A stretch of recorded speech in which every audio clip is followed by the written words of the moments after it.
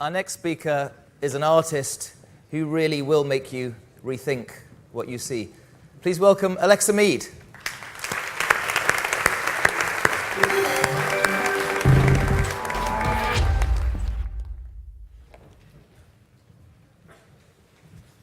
Hi, my name is Alexa Meade, and I'm interested in not only coloring outside of the lines, but also coloring off the edge of the page. And how can we identify what these lines are that shape our perceptions and help us make sense of the world, and to show that they aren't fixed and static, but constantly in flux. What I'm doing with my art is skipping the canvas altogether and painting directly on top of whatever it is I want to paint a picture of. And I've invented this technique for painting in three-dimensional space that collapses it and makes it look like a two-dimensional painting. And this is all without Photoshop or post-processing. It's all just in the way that I paint in space.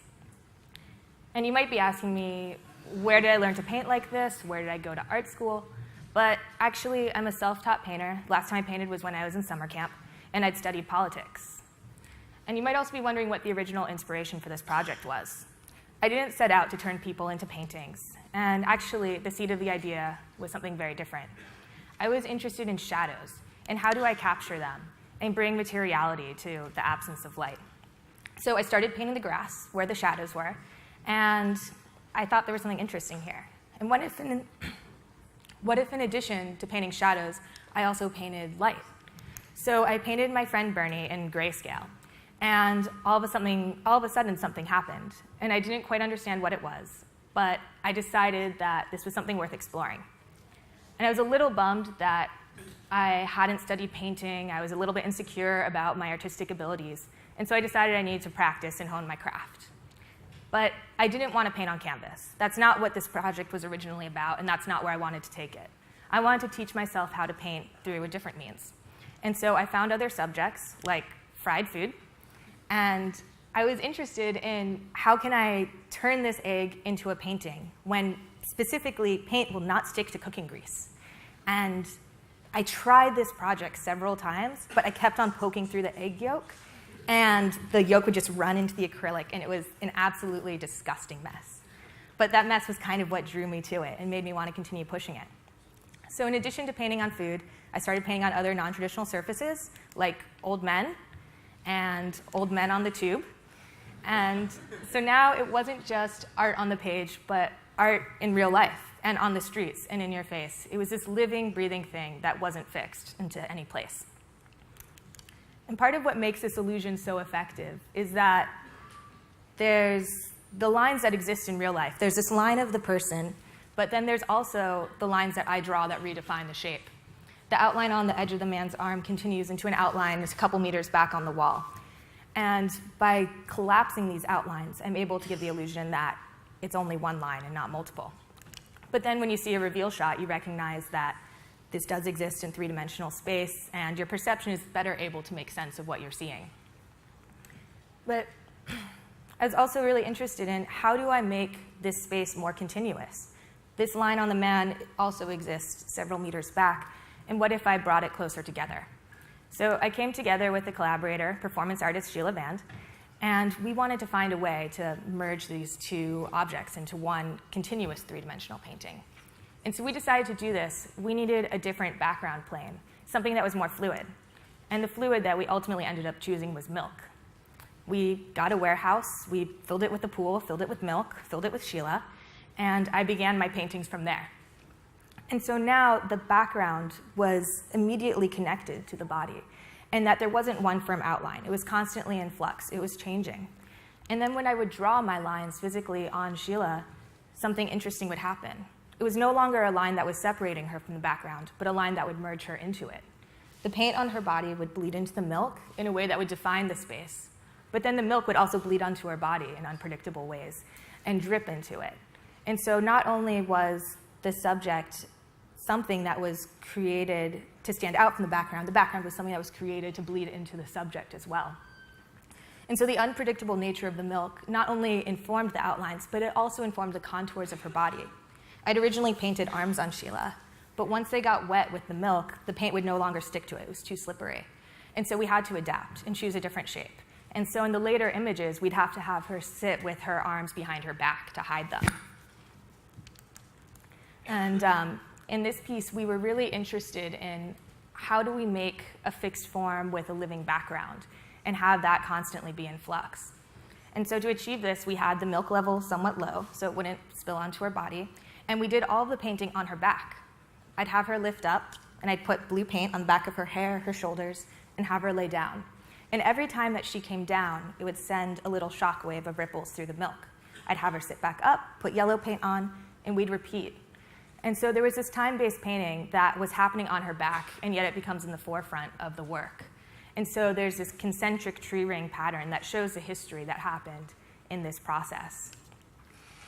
And also, while you see on the surface the nature of time with the work, we would reuse the same pool of milk several times.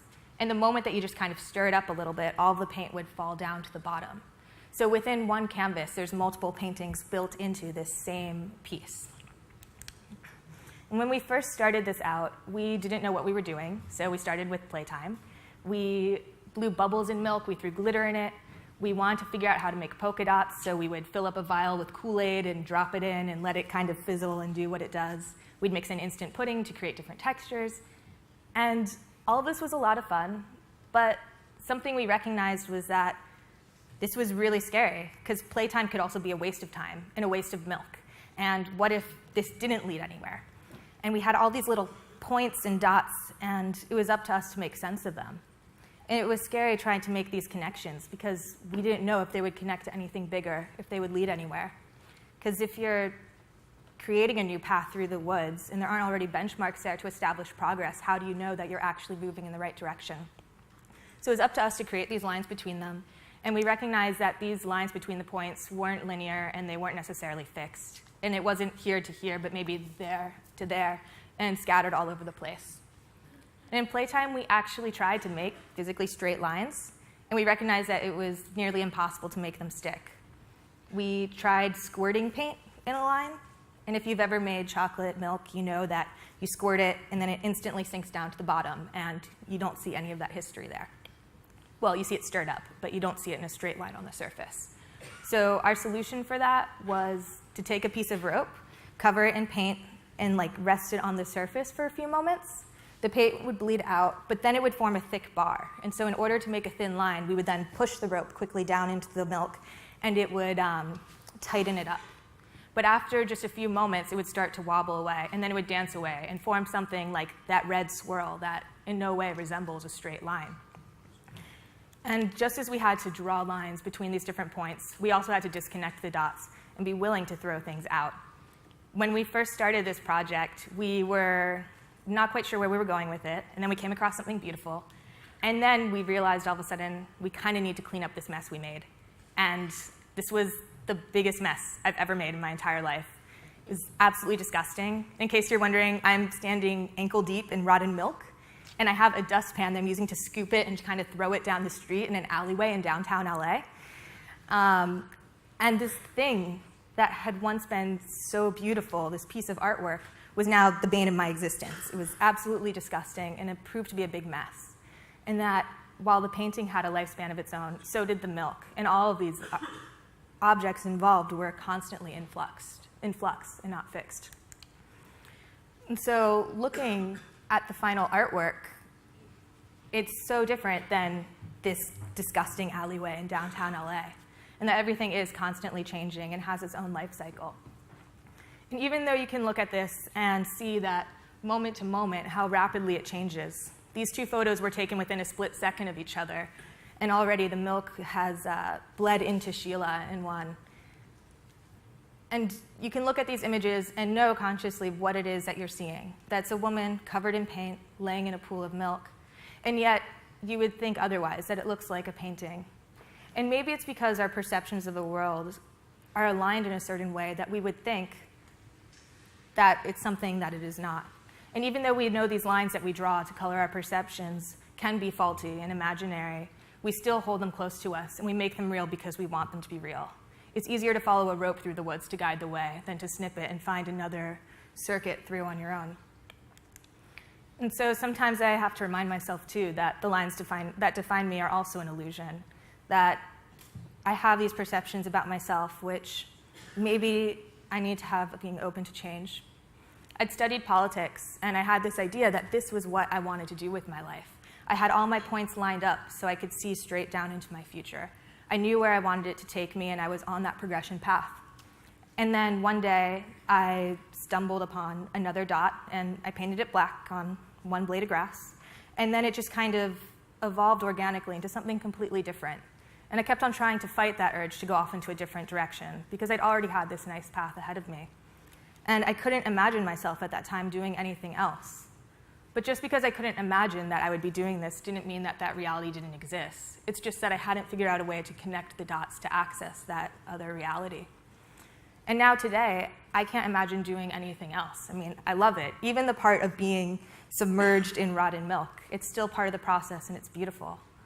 But I have to remind myself that just because this is where I see myself right now doesn't mean that in the future more dots won't align to create something different.